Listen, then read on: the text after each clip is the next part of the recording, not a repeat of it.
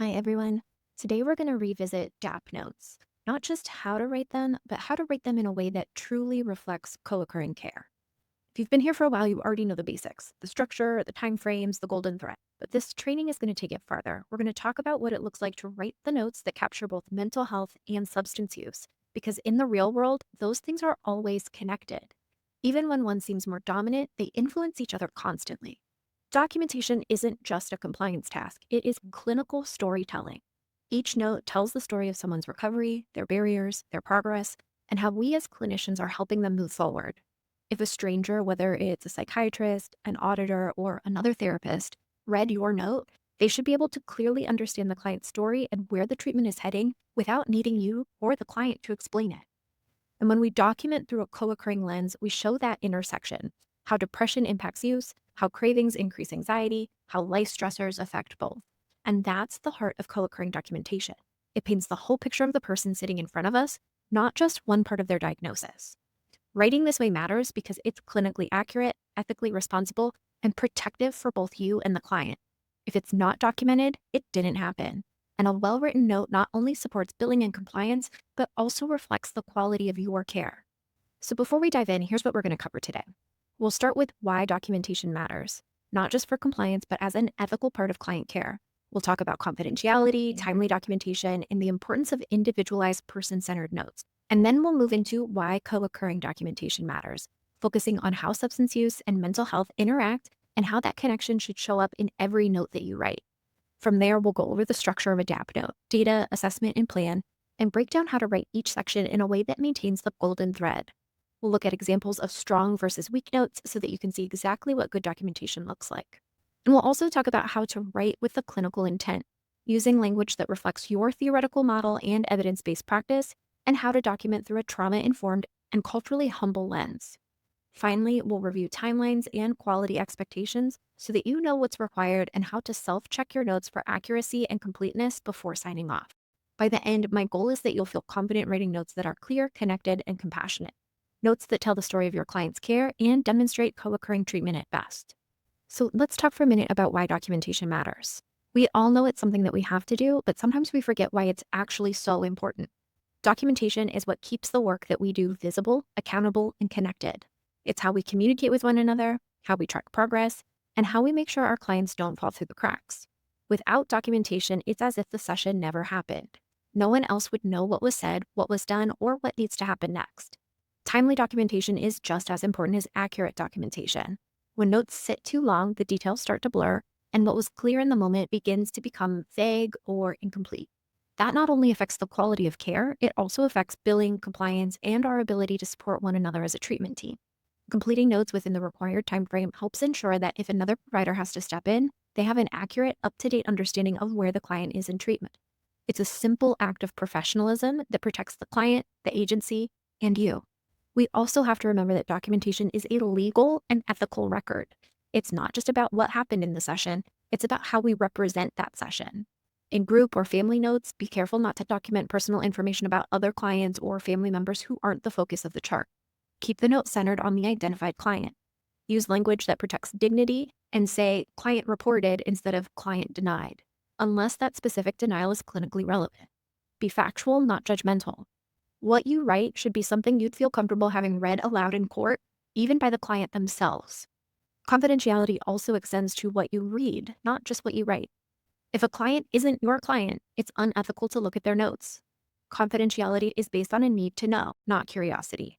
The system isn't a place to browse out of interest or check in on clients you don't work with. If you don't need to know something to do your job, you shouldn't access it. If you're ever unsure whether you have a legitimate reason to look at a record, ask your supervisor before opening it. Respecting confidentiality in this way keeps our clients safe and our integrity intact. Because JADE uses an integrated model, documentation is also where we show how we function as a team. Therapists, prescribers, nurses, and peer staff are all part of the same treatment picture. When you collaborate with another discipline, document that clearly. Write things like, therapist consulted with nurse regarding medication adherence, or therapist consulted with CRS to support client in scheduling psychiatric follow-up. These lines might feel small, but they show a whole person care. They make it obvious that we are not working in isolation, that we're coordinating care across disciplines to support recovery. And just to clear up some confusion that comes up, DAP notes and SOAP notes are really just two ways of telling the same story. They both communicate what happened, what it means, and what comes next. The difference is just in the structure and the lens. At Jade, therapists use DAP format, data assessment and plan, and our medical team uses SOAP, subjective, objective, assessment, and plan. Again, both serve the same purpose, to capture the clinical encounter in a clear, organized way that supports care, compliance, and communication. So while you'll continue to use DAP notes, being familiar with SOAP can help you read across disciplines and understand the medical side of documentation and how it fits into the larger treatment record. In the end, good documentation isn't about checking a box. It's about honoring the work that you and your clients are doing. It's about protecting them, protecting yourself, and keeping the story of treatment whole and continuous. Every client that we serve at Jade has a story that includes both mental health and substance use, and those two parts of the story are always connected. Sometimes the connection is obvious. A client drinks to quiet their anxiety or uses opioids to escape depression. Other times, it's more subtle. Mental health symptoms make recovery harder to sustain, or the emotional ups and downs of early sobriety trigger panic or irritability. Either way, we're never just treating one side of the coin. That's why our documentation has to reflect the whole picture. When we write DAP notes, they should clearly show the interplay between the client's substance use and their mental health symptoms. The person reading your note, whether it's an auditor, another therapist, or a prescriber, should be able to see that you're treating a co-occurring disorder, not just checking boxes for two separate problems. A good note shows the relationship between the two. For example, if a client reports depression, we don't stop at client appeared sad. We document how that depression interacts with recovery. Maybe the sadness is linked to isolation after cutting ties with friends who were using. Or maybe it's grief coming up now that they're sober and feeling everything again. Those connections matter. That's what tells the reader that you're treating the person as a whole, not two separate diagnoses. Payers, auditors, and future clinicians in our intern team should be able to read your note and clearly see four things. First, what the client's current symptoms or behaviors are. Second, how those symptoms connect to both their substance use goals and mental health needs.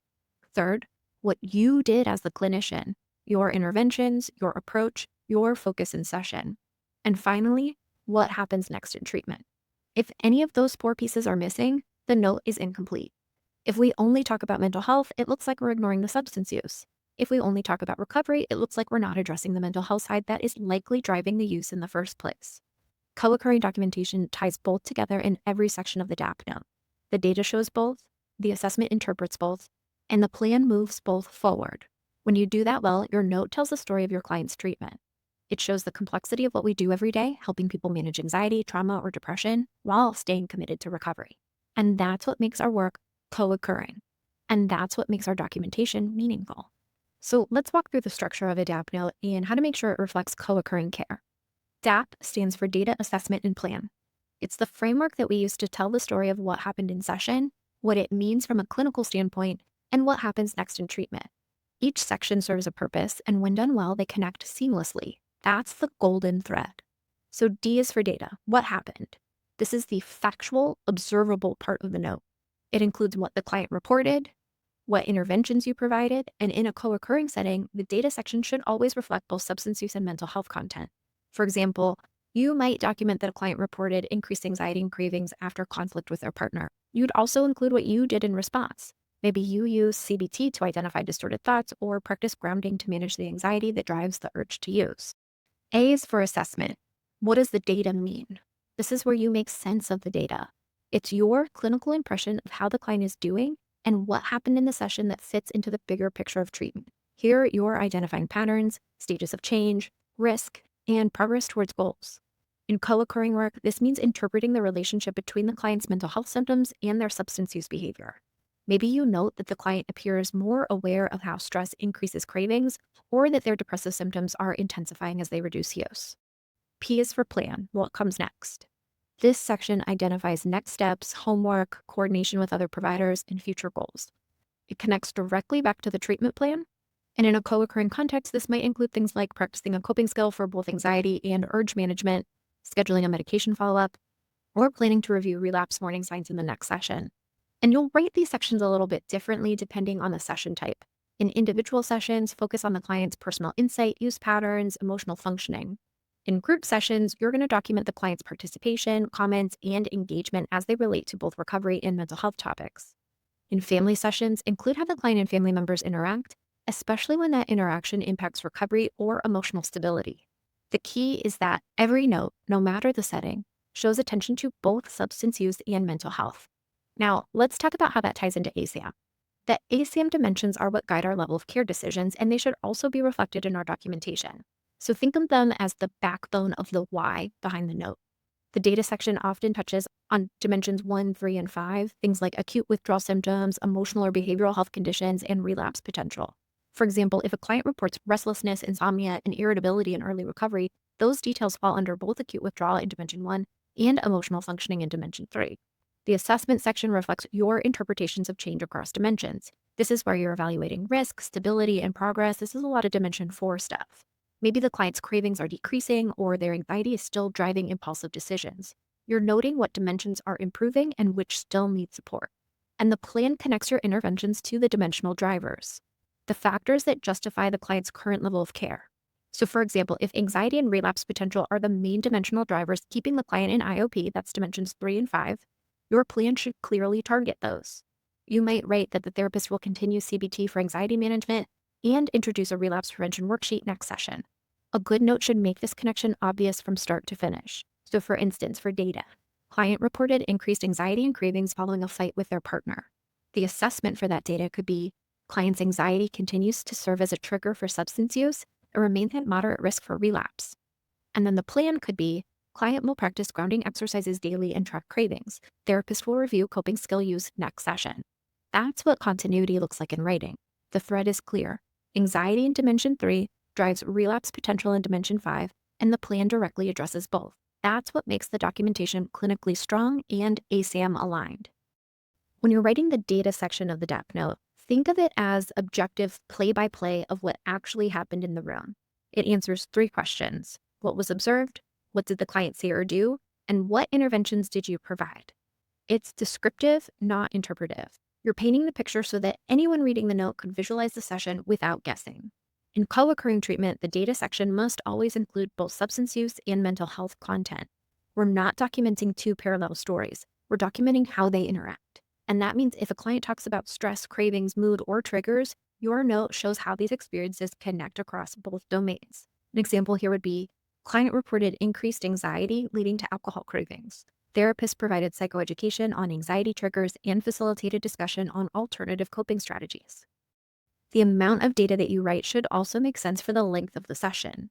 A 3-hour IOP group requires about 3 times the amount of content that you'd see in a 1-hour individual session. If the note is too short, it can't justify the service billed. The documentation should reflect the time, focus, and energy that went into the session. For individual sessions, describe what this specific client said and did, and what you did clinically. Use strong, clear action verbs to describe your interventions. Words like guided, explored, reframed, practiced, supported, reviewed, and validated. Include quotes when they clarify the client's meaning, like, I don't know who I am without using. And make sure that both mental health and substance use issues are addressed. Now, in group sessions, you want to document the group theme and interventions used, but also write individualized notes showing each person's participation, engagement, and relevance to their treatment plan. If the group discussion focused on coping skills for relapse prevention, include how each client contributed, what they shared, what insight they had, or how they applied the topic to their own recovery or mental health challenges. For family sessions, include how family members interacted, any substance-related dynamics observed, and the emotional responses that came up.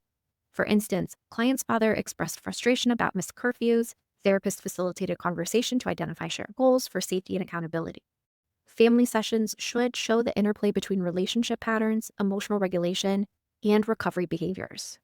And I know I just talked briefly about this, but each data section should connect naturally to the ASAM dimensions driving care. Most of your data is going to touch on dimension 1, dimension 3, and dimension 5 or 6. When you describe symptoms or behaviors, think about how they fit into those dimensions. Are you seeing changes in risk, withdrawal, mood stability, readiness for change, or social support outside of group?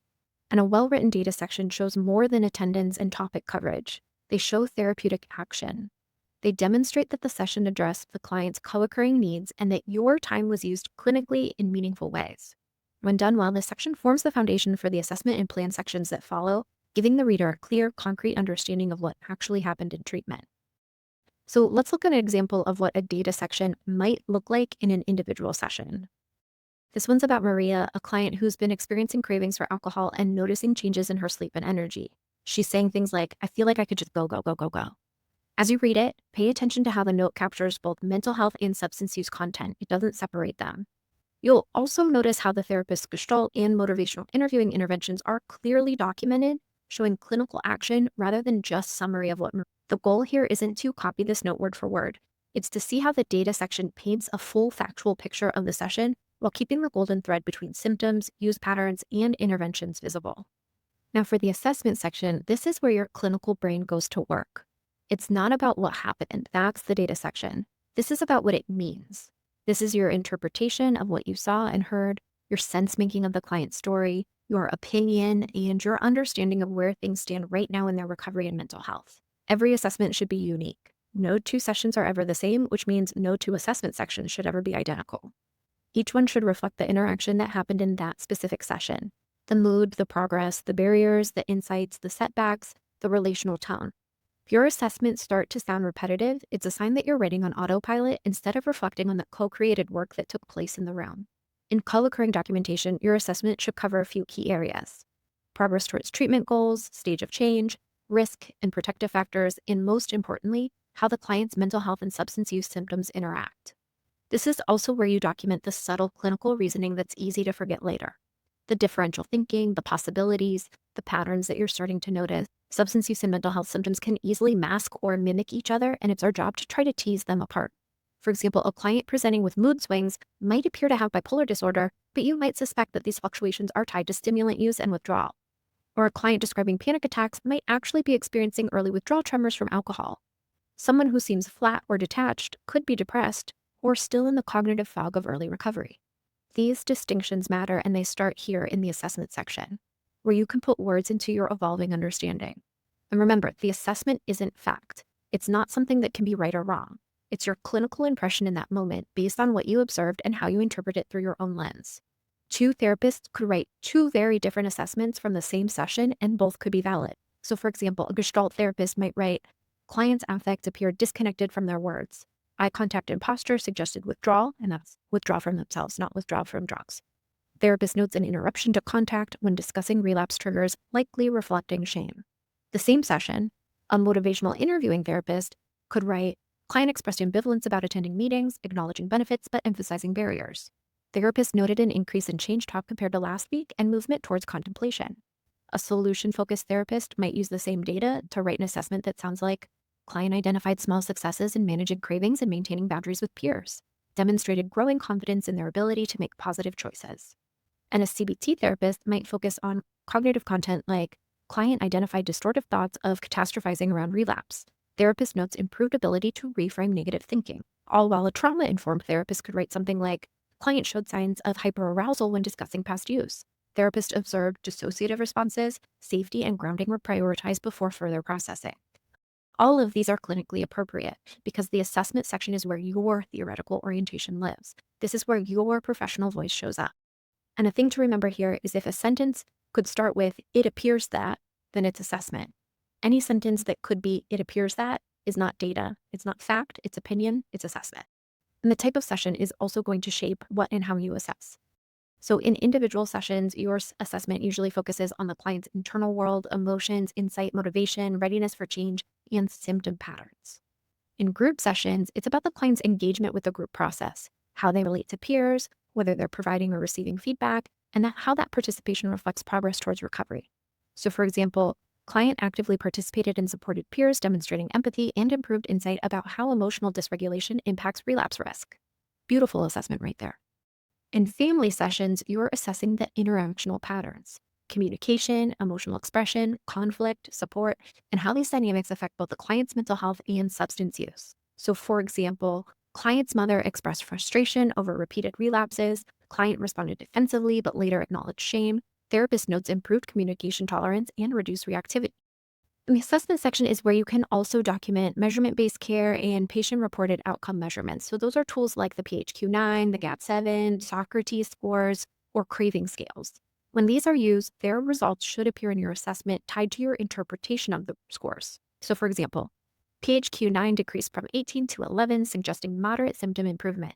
Client reports better sleep and decreased hopelessness since initiating medication. Or you could say something like, Socrates scores reflect increased recognition of substance use impact, but continued ambivalence about change consistent with contemplation stage of change. So including this kind of data, even in the assessment section, helps to show measurable progress and connects your interventions to outcomes and demonstrates adherence to ASAM's expectation for measurement-based care. Ultimately, the assessment section is your chance to demonstrate your clinical reasoning, how you're thinking, noticing, connecting dots, and forming hypotheses about what's driving your client's symptoms and behavior. It shows that you're not just recording what happened, but that you're engaged in an active process of understanding and adjusting treatment based on what you're seeing. In short, the data tells what happened, the assessment tells what it means, and the meaning should always be uniquely yours, rooted in the client's story, your professional judgment, and the co-occurring lens that keeps both substance use and mental health in view. So let's take a look at how this assessment connects back to the data that we wrote for Maria and how it keeps the golden thread intact. In the data section, we described what actually happened. Maria's increased energy, reduced sleep, and intensifying alcohol cravings, along with the Gestalt and motivational interviewing interventions that we use to explore those experiences. The assessment takes all of that information and translates it back into meaning. It identifies emerging patterns, clinical concerns, and what we think is driving her behavior.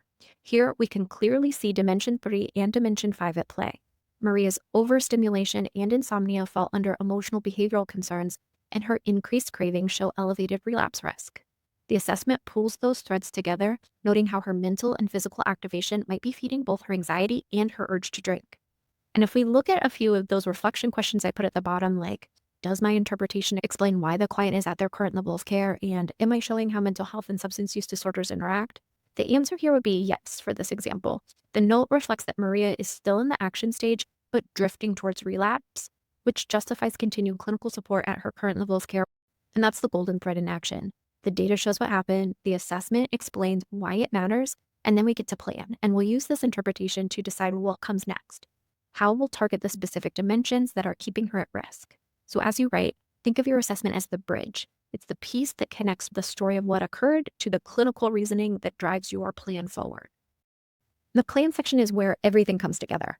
It's the forward motion of the note, the so what, that follows the story that you've told in data and assessment. And this is where you describe what happens next for both you and the client, and it should flow naturally from what was said to what you observed. Think of it like this. If the data is what was said and done, and the assessment is what is meant, then the plan is what you're going to do about it. There should always be a clear golden thread connecting all three sections. For example, if a client says, I've been avoiding people because I don't want to be tempted to drink, and your assessment is, client demonstrates insight into triggers but struggles with avoidance as a coping strategy, then your plan might read, client will attend at least one sober support meeting this week to practice social coping skills. The therapist will review experience and explore anxiety management strategies next session. That plan emerges organically from what was said and how you made sense of it. If a safety or relapse risk is noted in your assessment, the plan should clearly reflect how you're responding, whether that's updating a safety plan, increasing session frequency, or communicating with a supervisor or prescriber. No two plan sections should ever look the same. Each one should be individualized, reflecting the unique direction that the session took and what you and the client decided collaboratively. It's co-created in real time, not copied from last week's note, and it should always demonstrate stage-wise treatment. So in other words, the plan should clearly show the next right step in the client's individualized path towards recovery and stabilization. And this is where we differentiate precision plans from action plans. Precision plans are for clients who are not yet ready for action. In those pre-contemplation or early contemplation stages, these clients may not see their behavior as a problem, may still feel ambivalent about change, or may be gathering insight. For them, the plan should focus on curiosity, awareness, and engagement, not tasks that assume commitment or follow through. Examples of precision plans could include things like therapist will continue to explore ambivalence and elicit client's own reasons for potential change, or client will reflect on pros and cons of current substance use and discuss findings next session, or therapist will introduce education on the stress response and its link to relapse, inviting client to identify any personal connections. Another precision plan example could be therapist will maintain motivational interviewing approach to strengthen engagement and curiosity. Precision plans are about planting seeds, not expecting harvest. You're helping clients build awareness, not compliance. Now, action plans, on the other hand, are for clients in preparation or action stages of change, when they're ready to take concrete steps towards recovery or symptom management. These plans are behavioral, measurable, and time-based. So examples of action plans could include client will practice grounding techniques nightly and track anxiety levels. Client will attend one peer support meeting and bring back reflections on group connection. Therapist will review urge logs and update relapse prevention strategies next session. Or client will schedule regular follow-ups with prescriber and discuss medication adjustments. Both types of plans, precision and action, are equally valuable. The key is to match the plan to the client's readiness and the meaning that emerged from session. A pre-contemplation client doesn't need a checklist, they need safety and reflection. An action stage client doesn't need endless exploration, they need structure and accountability. A strong plan also answers a few consistent questions. What is the client going to do next? What is the therapist going to do next? What will the next session focus on? And how does this plan connect back to treatment goals and the ASAM dimensions that justify levels of care? It's also where you capture coordination of care. So lines like therapist consulted with nurse regarding medication adherence or client referred to CRS for recovery housing support demonstrates whole person, team-based care that reviewers expect to see in co-occurring programs.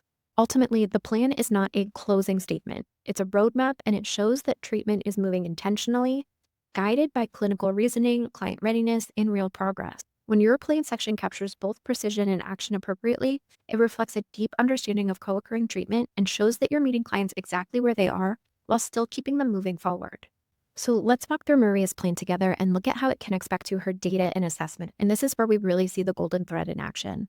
In Maria's data section, we learn that she's feeling wired, not sleeping much, and experiencing stronger alcohol cravings. We also documented that Gestalt and motivational interviewing interventions were used to build awareness and explore her ambivalence. The assessment interpreted that as an overstimulated state connected to relapse potential, noting her stage of change as action, but with a drift towards relapse. Now look at how the plan picks up that thread. The first part focuses on self-regulation. Maria will practice nightly grounding techniques to monitor her overstimulation and learn to slow herself down. That's a direct response to the symptoms we described in the data and the risk identified in the assessment. The next piece, encouraging her to attend a peer support meeting, adds accountability and structure, which speaks to ASAM Dimension 5. And we're not just managing cravings, we're reinforcing external supports, like in Dimension 6, that can help sustain her recovery. The plan also includes collaboration with her prescriber, which reflects ASAM Dimension 3. And by sharing observations about her decreased sleep and heightened energy, we're making sure that potential medication or mood factors are addressed early before they spiral into relapse. So if we could look at a couple reflection questions here, does the plan directly respond to the risk factors in the assessment? Yes, it targets overstimulation and cravings, which were identified as key relapse drivers. Does the plan balance mental health and substance use? It does. Grounding and prescriber coordination address mental health regulation, while peer support and urge review address relapse prevention. So the thread is clear. Data gives us the picture, assessment gives us meaning, plan gives us the roadmap forward. And when all three align like this note tells a cohesive, clinically sound story, and that's exactly what reviewers and auditors are looking for. So now that we've seen what strong, connected documentation looks like, from clear data to meaningful assessment to a plan that actually moves treatment forward, let's shift gears and talk about the flip side, the common mistakes that can break the golden thread and weaken the clinical story in your notes. So let's take a minute to reframe how we think about writing notes, because it's easy to forget why we do it. So again, writing the note isn't about checking a box. It serves several key purposes, and it documents what happens, it supports billing for the service, it protects the agency legally and ethically, and most importantly, it tracks the client's progress over time. But beyond all of that, it's also a built-in clinical exercise. It's your chance to slow down, think clearly about what happened, why it matters, and what needs to happen next. If you're just typing to get the note done, what I call word vomiting for compliance, you're missing half the point. Writing is supposed to sharpen your clinical thinking. It's how you make sense of your client's process, connect the dots between sessions, and plan with intention. Good notes help you see patterns that you might miss in the moment, clarify your hypotheses, and stay grounded in what's clinically meaningful instead of just what's required. With that mindset in place, let's talk about the common pitfalls that can derail your notes. The first big one is writing only about mental health or only about substance use. Our clients are co-occurring, so the note has to be too. If you describe panic attacks but never mention cravings or triggers, or if you document relapse planning but skip mood, trauma, or medication factors, the story's incomplete. So keep both in the room and on the page. Another common miss is leaving out what you did. If the note only records what the client said, it doesn't justify the service. Show your clinical presence, what you taught, modeled, reframed, redirected, or coordinated. Use strong action verbs so anybody reading can therapy happening, not just conversation. And you want to avoid vague or recycled language. Words like doing well, or they processed feelings, or discussed goals, they don't really say much. You want to be concrete and specific in your data, interpretive in your assessment, and specific in your plan. And please do not copy paste between clients or from week to week. Each note should sound like this session with this person. And keep an eye on that golden thread. The data should lead naturally into the assessment should logically produce the plan, and the entire note should connect back to the treatment goals and ASAM dimensions driving care. If that link isn't obvious, add a sentence or two that makes your reasoning explicit. And remember, your writing time is not just paperwork time, it is thinking time. As you document, pause, and ask yourself, what changed for this person since last time? What am I curious about now? What was stuck or moving in the room? What hypotheses am I testing next session? These reflections strengthen your assessment and make your plan more intentional. And you also want to watch for traps that create disconnection, both in the room and on the page. The expert trap shows up when we prescribe before we understand. It's like writing, client will attend 5 meetings, when the assessment says pre-contemplation. The premature focus trap happens when we zero in on the wrong target too soon. Your note looks organized, but the client's real concern is missing from it. And labeling or blaming traps, words like non-compliant or refuses, it shuts people down. What we want to do instead is describe their behavior and what it might mean. And then there's the chat trap and the question answer trap. And both of these lead into wordy data and thin assessments. Lots of words and little movement. And then finally is the confrontation trap. Arguing for change in your writing, it often shows up as pushing too hard in the plan. If you find yourself doing that, step back. Let the plan invite curiosity and small experiments, not compliance or debate. The bottom line here is that good documentation serves multiple purposes. It meets compliance, supports billing, protects care continuity, but it also develops your thinking. Write notes that show both sides of co-occurring care and make your clinical work visible, and keep that thread tight from data to assessment to plan. And if you do that, your documentation won't just pass audit, it'll make you a sharper, more intentional clinician in every session that follows. So when you're writing your notes, the words that you choose really matter. They communicate not just what happened, but how you understand what happened, and that's where your clinical skill shows up on the page. The way that we phrase things tells reviewers, supervisors, and even future providers that we're working intentionally and within evidence-based frameworks. So instead of writing that the client talked about anxiety, write what you did and how you did it. For example, therapist introduced CBT technique addressing catastrophic thoughts. That one line tells anybody reading your note that you weren't just talking, you were using a cognitive behavioral intervention with purpose and intention. Or think about this phrase. Therapists utilize motivational interviewing to explore ambivalence about cannabis use. That communicates that you are working in a client-centered way and matching interventions to a stage of change. Or the phrase, therapist supported client in identifying trauma triggers through grounding. That tells readers that you're using trauma-sensitive practices aligned with ASAM expectations. These phrases sound professional, but they're also documenting clinical intent. They make it clear that therapy is happening, not just conversation. And since we're talking about trauma-sensitive care, it's important to reflect that in the way that we write. The ASAM highlights trauma-informed documentation as a standard, not an option. That means that we avoid pathologizing or judgmental language, like using the words manipulative, non-compliant, or refuse to engage to describe our client. Those phrases label behavior instead of describing it, and they can easily come off as shaming. Instead, describe what you actually observed and what it might mean. For example, instead of refuse to engage, try, client appeared guarded and quiet during group, possibly reflecting discomfort with the topic. This small shift allows empathy and clinical curiosity rather than blame. We can also highlight strengths, even when behavior looks defensive. You might write, client used humor to deflect anxiety, or client walked away from conflict as a means of self-regulation. These statements acknowledge that behavior has a purpose and that even maladaptive coping started as a survival skill.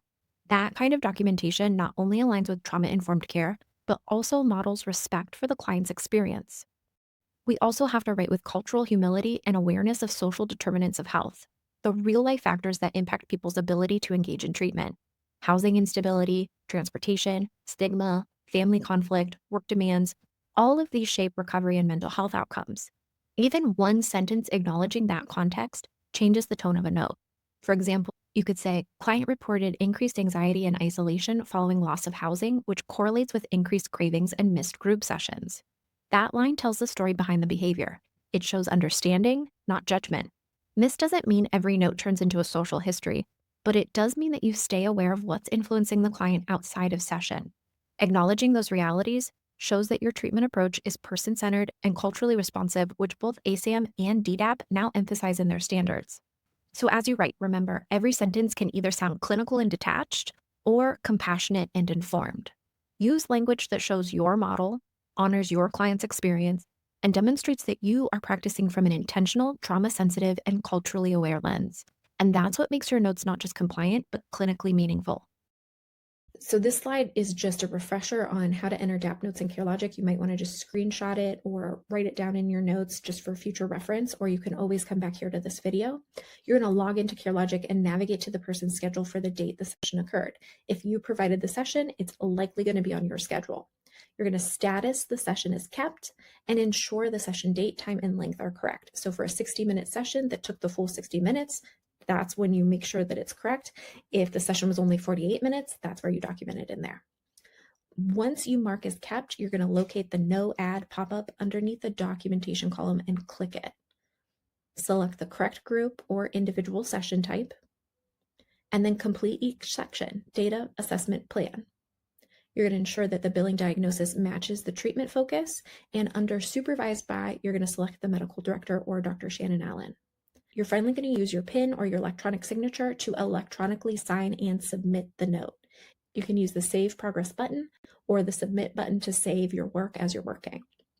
Important reminders here are that notes must be completed within 7 days of the session. All notes, including group notes, require individualized client engagement details. Do not copy-paste notes between clients. Each note must be specific and individualized. And the next slide, you're just going to watch me navigate my CareLogic schedule for our dummy client that's named Test Client. And I'll show you how to start and finish documentation about a session with this Maria that we've been talking about. And I want to warn you that before you see it, the note that I wrote is long. It's likely how you learn to write notes in school. It does not have to be this long. Aim to write notes in 10 minutes or less. When you get good at it, it should only take about 5 minutes.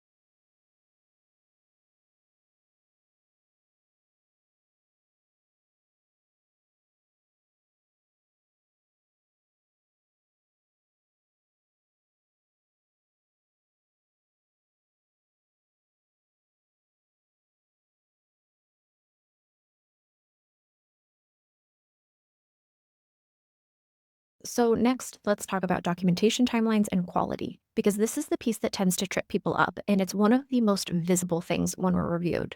Every note you write must be completed within 7 days of the service, and that is not just a JADE policy, that is a compliance standard. Late notes create audit risk, but more importantly, they create clinical risk. When documentation lags, it breaks the continuity of care.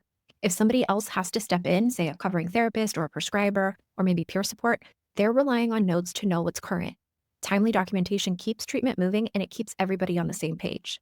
Each note, no matter the type, also needs individualized engagement details. And that means every group note, every individual note, every family note should make it clear what that specific person said, did, and how they interacted. If all notes look the same, it doesn't just look lazy, it reads as clinically inaccurate.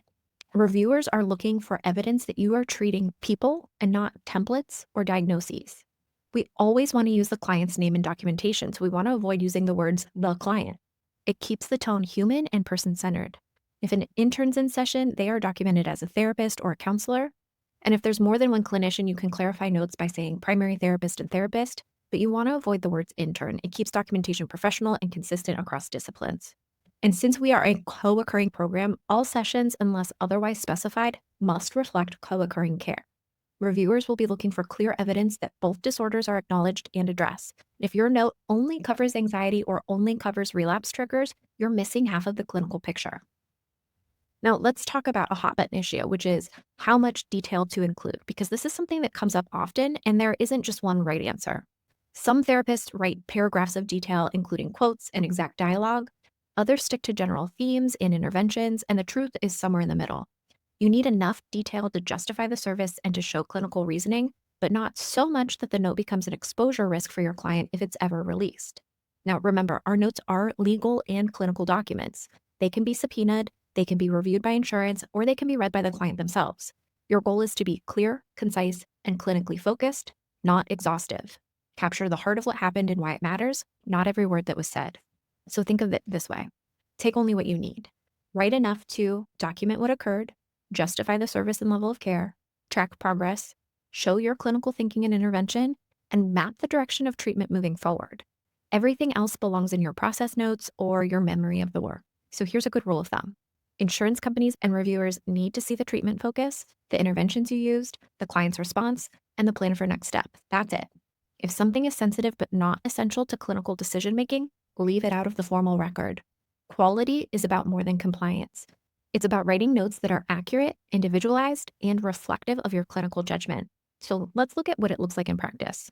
A weak assessment section might say, client was anxious.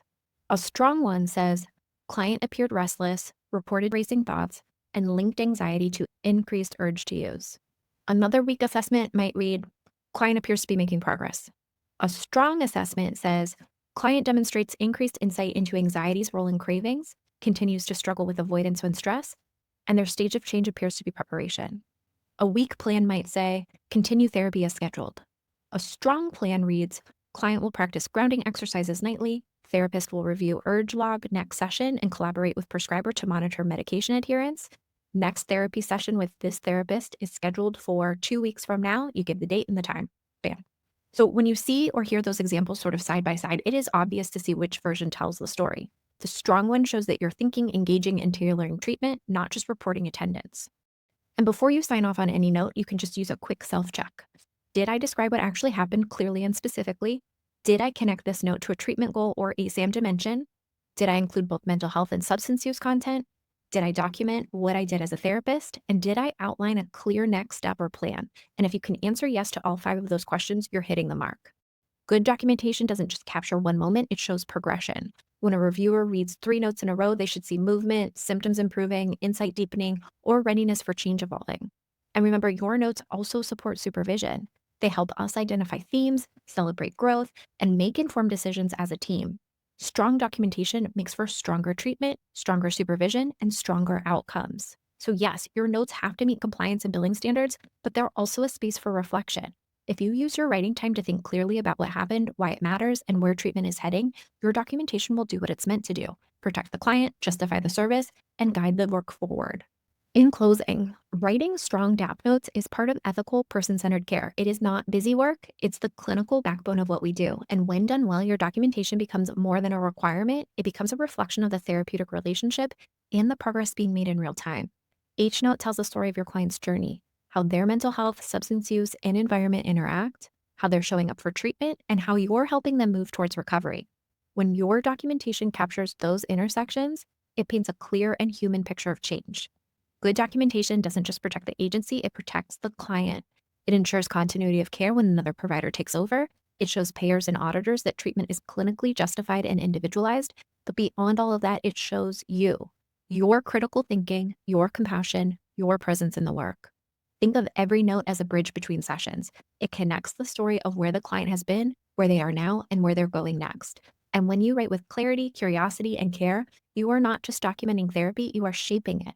So take some time to make your notes meaningful. Let them reflect your professionalism, your empathy, and your commitment to co-occurring person-centered care. Each note is part of the client's record, but it's also part of your legacy as a clinician.